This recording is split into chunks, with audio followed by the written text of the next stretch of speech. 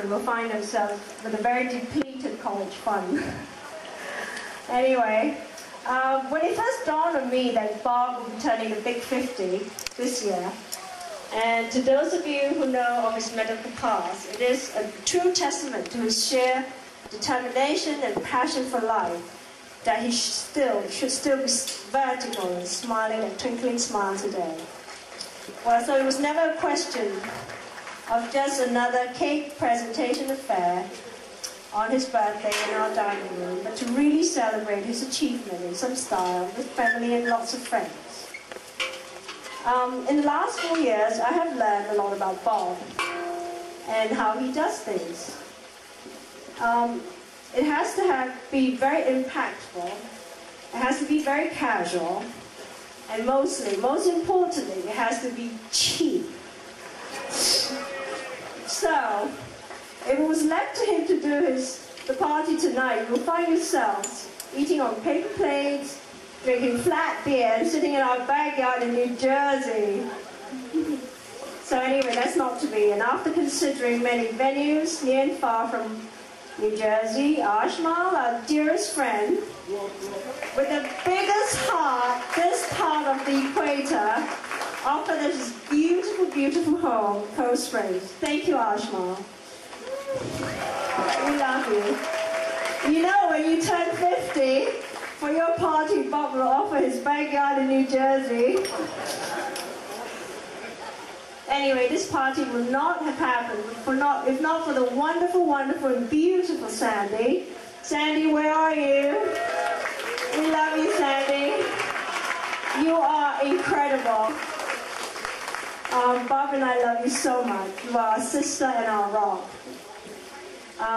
Thank you, of course, to the wonderful staff of Cold Springs, Lisa, David, and everybody else. You guys have been amazing. I also want to say a very special thank you to Nada for being here tonight. Your support and friendship really means a lot to Bob and I, for me. But I think what means the most to Bob is that his children, Sam, Danny, and Cara, are here tonight. This is the best birthday present that you can give your father. He loves you all so dearly. Well, Bob, where are you? Oh, there you are. Sweetie, I love you so much. Here's wishing you many, many years of good health, happiness, laughter, and prosperity, of course. Happy birthday.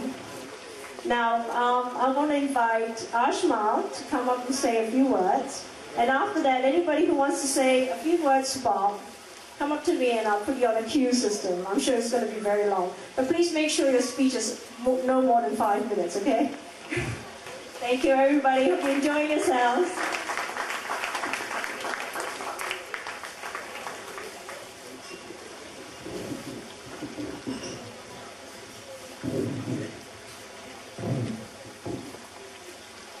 Glad that Clara started us off. Good evening to old friends. Good evening to new friends. As proud of my house as I am, it's a much lovelier place with friends and guests that I truly feel privileged and honored to host. Bob, over the years, has been here a number of times with me, to the point that the staff are seriously confused this evening as to know who really the owner is of this house.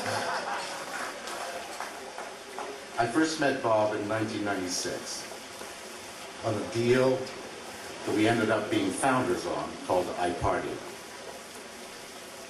We met at his lawyer's office, and now his partner, Dan DeWolf.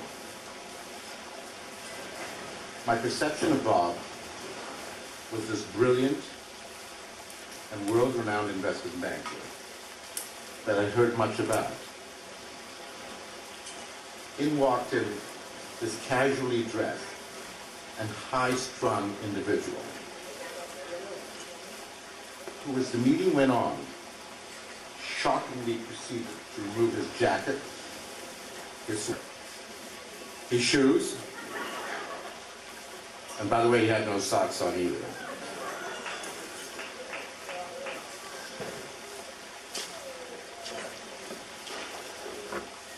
That meeting changed my life. He prophesied and convinced me of the new paradigm shift, technology and the internet. He suggested I move to New York, work with him on various different initiatives. The following year I was in New York, and Bob became my guardian to the city. During the boom times of the internet, our personal friendship and visiting dealings intertwined. We'd catch up over lunch, dinner.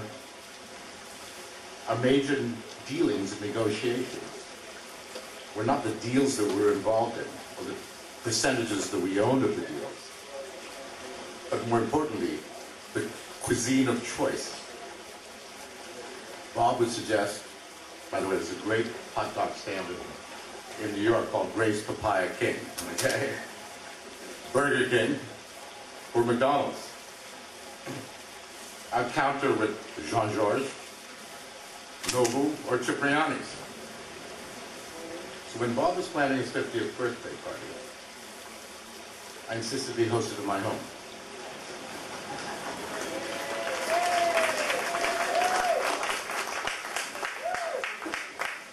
First, because Bob is one of my closest and dearest friends.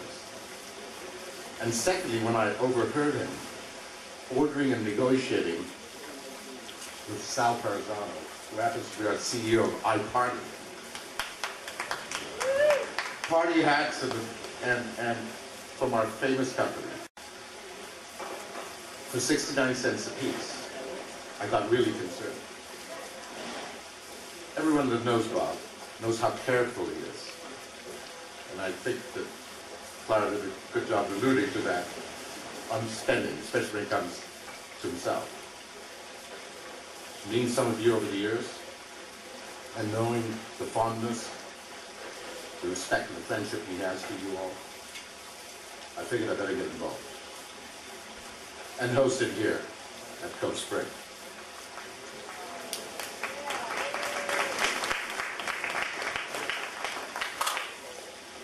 Bob and I have shared many a special moment here. Especially a place that we both discovered called The Rock. We've had many a heartfelt conversation on The Rock. And because of these special occasions, there was no better place to host it than here for his 50th birthday. I'd like to thank Clara.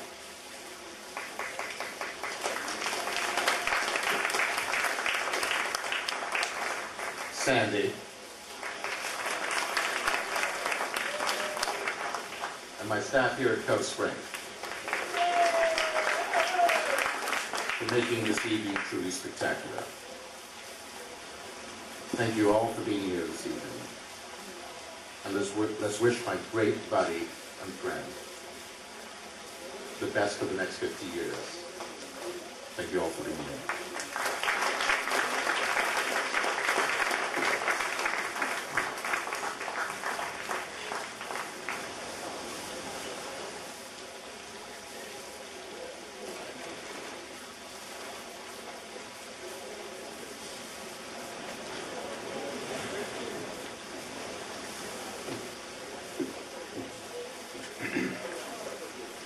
So, my brother and I have known Robert Howard Lesson for respectively 21 and 18 years now, which I recognize is significantly less than some people at this party.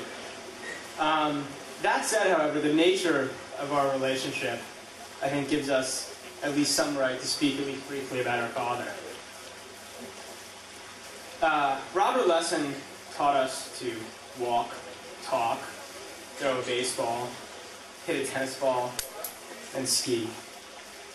He also taught us to day trade, how leverage finance works, and how to analyze a venture deal.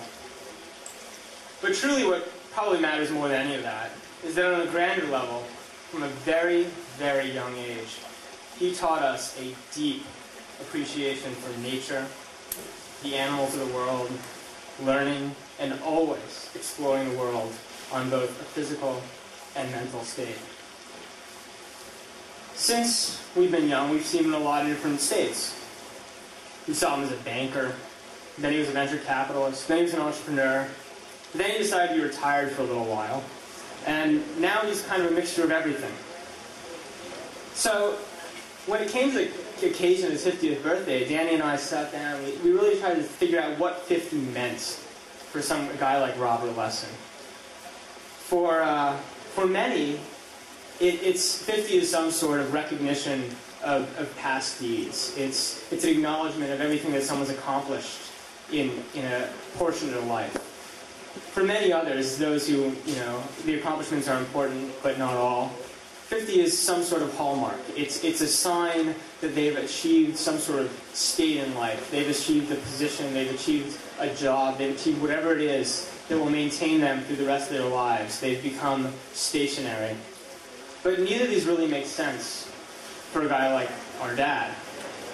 Sure, he's very accomplished. He's done a lot of big deals, we've heard. But in the end of the day, the truth is that he's always going to do more. He's always going to do better. There'll always be more accomplishments, and when we meet back for 60, 70, 80, and so on, it's just silly to start at 50 and start listing accomplishments when it's not even close to over. And really the concept of a stationary man, that he will have achieved some sort of position in life or some sort of stable moniker that would be who he is, and that we could celebrate that at 50 is also kind of ridiculous, because I think, as everyone here well knows, he'll always keep moving, keep changing, keep innovating, keep thinking, keep finding the next great thing and keep moving with it, because that's his personality. So neither of those really work for a 50th birthday party for Robert Lessin. What is 50? What is 50 for a guy like Robert Lessin? Well, certainly there are, accomplishments to celebrate. We can all sit here and kind of revel in that which is Robert Lessin, sure.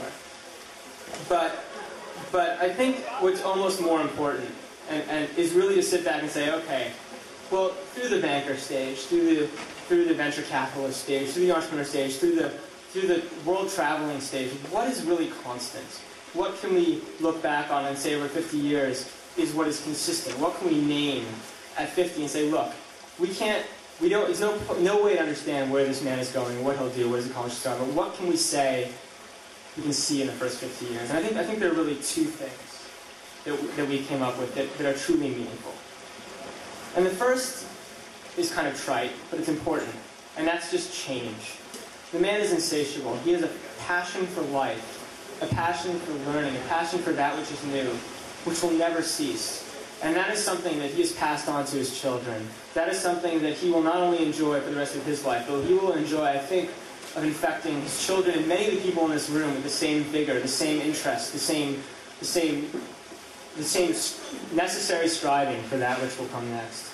And that's truly fascinating. For someone who's seen so much, who's done so much, to always keep exploring, always stay interested for the rest of his life. So that's the first thing. And I think the other thing is that he has a golden heart. This is something that I don't think anyone really in general wants to highlight. But the truth is, like everyone in the world, everyone makes mistakes. Everyone screws up. And in 50 years, it's statistically impossible to not make wrong moves. But the one thing that is absolutely certain, which we can all attest to, is the fact that Robert Lessin has a complete heart of gold. His heart is always in the right place. He's always striving to do what is best for his family, for his friends, for anyone he can possibly touch, and for the world at large. And so the two things that I can say on 50, and the two things that I think we should celebrate, are first, a passion that he's infected with everyone in this room, I think, with, to always explore, to never end up jaded, to never end up stagnant, and to always look forward to what can be and what will be in the future. And the second is to always, no matter what, truly, truly, truly hold in your heart that which is meaningful and true to you, and stay true to that at all costs. So Dad, happy birthday from me, 2 Sons.